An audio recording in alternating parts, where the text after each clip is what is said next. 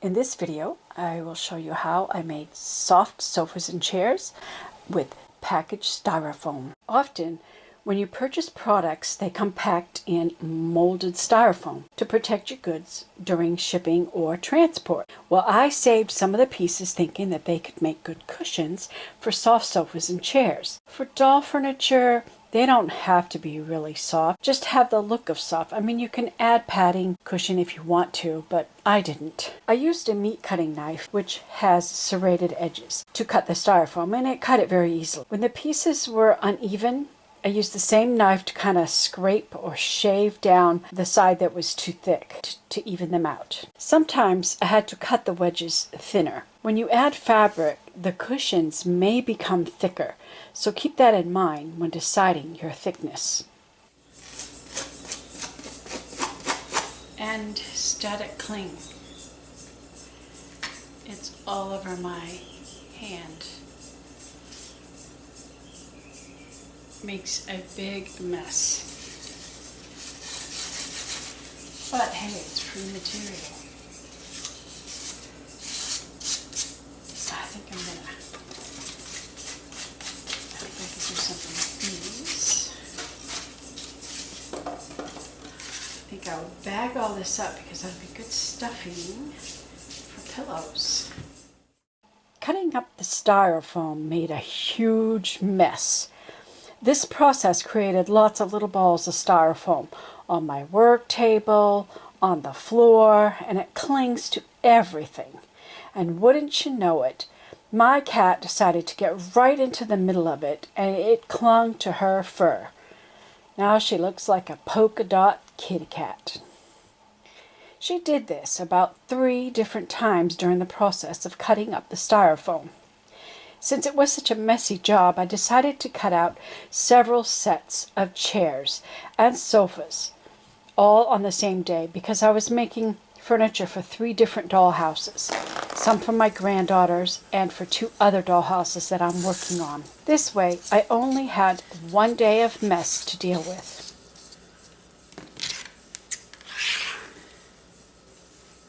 I did save some of the foam balls to be used as filler for small pillows because I'm thinking they might make good filler for pillows that would give the pillows kind of a natural look in the way that they would move.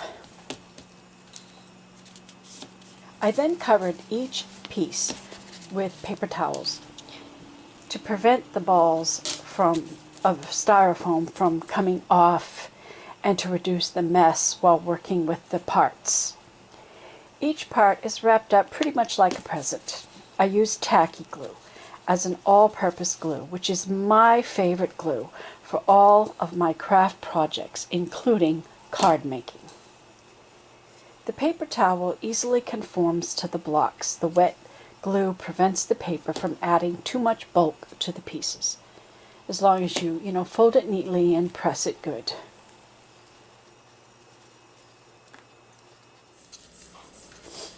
You do not want to glue the pieces together just yet. It is better to cover them with fabric before gluing them together.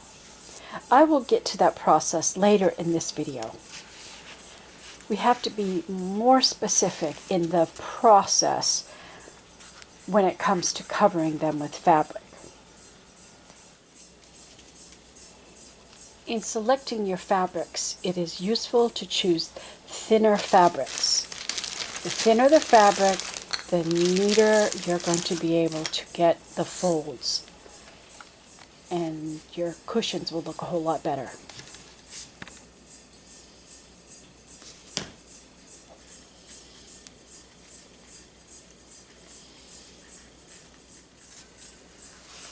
I bagged all the pieces for each chair or sofa in separate plastic bags to keep them sorted and together. With the mess eliminated, I didn't have to finish all the chairs and sofa on the same day. I do have a tendency to work in bulk because I can get more done and save time that way. I did not put legs on the children's chairs and sofa because I want to keep them a low profile so that the kids can fit on them. I mean, the little kids, their feet don't touch the floor, but the medium-sized child, his feet touches the floor, and so it works for the kids. For this child-sized chair, I kept the back end of it low because it's going in the attic space, and I've got lower ceilings. But you can style the sofas, chairs, any style that you want. Here's some examples.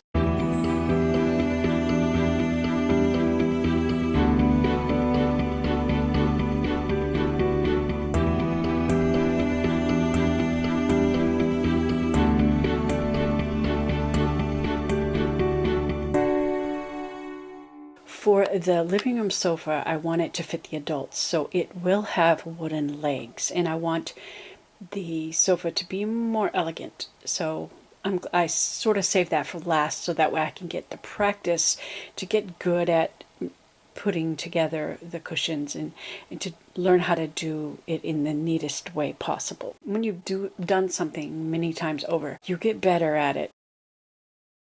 I did not cover the Victorian sofa yet. I have big plans for that. I haven't even built the house yet. I have the box.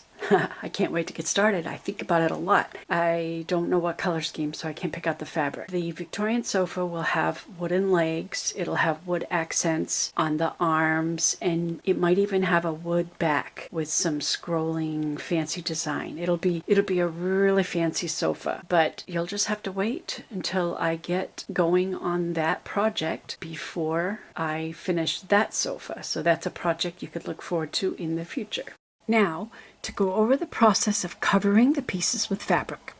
Once you have selected your fabric of choice, whether it's a print or a solid or a plaid, whatever you prefer, cut out a piece to cover all sides of each piece with extra length on the two short sides. I have developed a specific way of folding the fabric so that we have nice, clean lines on the corners. On the long side, fold over a 1/4 inch to 3/8 of an inch width for a finished edge. Glue that in place. This will be your finished hem. Press that folded end nice and flat. This will run along the bottom edge of the cushion. Next, determine the length of your fabric section. It needs to go all the way around the four sides with about 3/4 inch overlap. Trim excess fabric. It helps to have good fabric scissors. Fabric scissors is used only with fabric. I have separate scissors for paper use, and I never mix the two.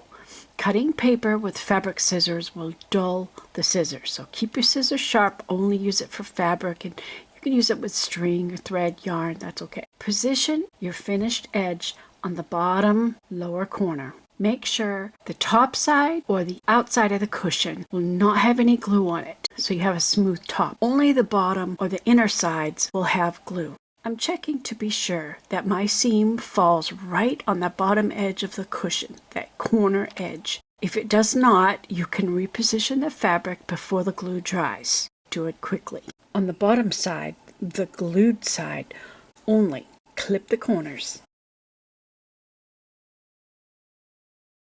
Then trim off excess fabric. You only need enough to fold over to the inside. Where the fabric is doubled over, trim the underside piece up just a bit shorter for less bulk. Do the same for both ends. Now we're going to glue those short flaps into the sides on each end.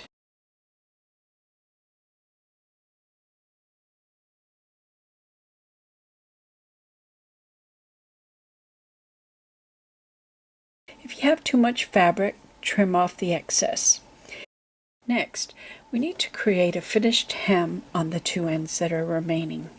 Fold over a 1/4 inch to 3/8 of an inch. It helps to fold it and finger press it to create a line so that you know where to put the glue. You want the folded hemmed edge to come right to the very corner edge, the folded side, the hemmed side. Prepare both ends in the same manner with a hemmed edge. This will help you to have a nice finished edge. The next part is the most critical part to finish off the cushion. Let me show you again what the finished product should look like when it's all done. The seam should end up going straight down the corner when done correctly.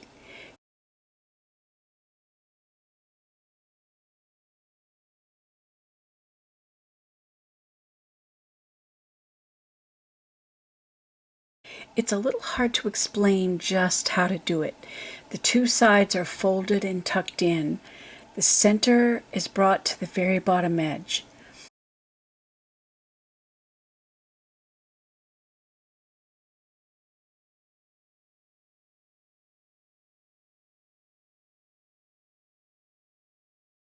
You may have to fidget with it a little to get it just perfect. I'm showing you it in slow motion, so hopefully you can see what I'm doing.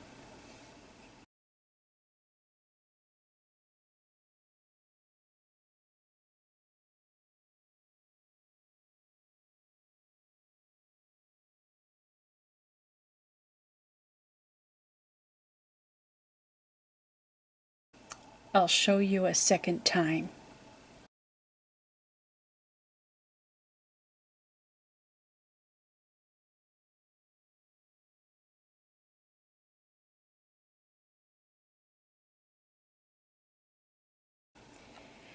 All the chair or sofa pieces are done the same way. Once they're all covered with fabric, you can then glue them together. Seams are on the bottom and on the inside between the sides and the seat cushion. Make sure all the pieces are pushed down flush with the floor so that when it's glued it will be sitting level. You may have to hold them tightly together a few minutes, holding them together while pressing down while the glue sets, because it takes a few minutes for the glue to really set well. Or you can wrap masking tape around the base to hold them securely while they dry.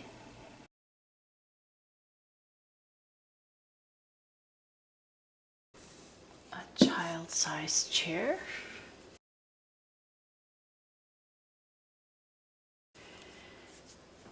And a child love seat. And put a kid on it.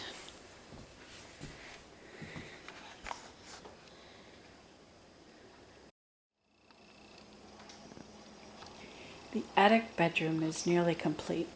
I have currently 3 children in the attic bedroom. We have a toddler bed, a crib, and a love seat. We could imagine that the love seat is a sofa bed that folds out. It doesn't, but you can imagine it. I mean, it is an imaginary plaything, right? So that way you could have 3 children in the attic bedroom. I just need to make a toy box to complete the space. I want to do something with these, make little nightstands out of. These are just cutouts from wood that I thought I could probably make into a little table. We'll have 2 girls in the girls' room, and of course we have the master bedroom. Working my way down to the living room. That's next. I'm going to do the living room sofa. I hope this video inspires you to create your own dollhouse furniture. Stay tuned for more furniture making coming up. Subscribe to my channel and look for more projects on my playlist, Dollhouse Creations. You might want to check out the video on how I make dollhouse dolls that are posable and safe for children to play with. To learn how to paint the detailed faces, join my channel as a member to have access to exclusive members only. It's really, really cheap, and it's a great way to support the work that I do. Thanks for watching.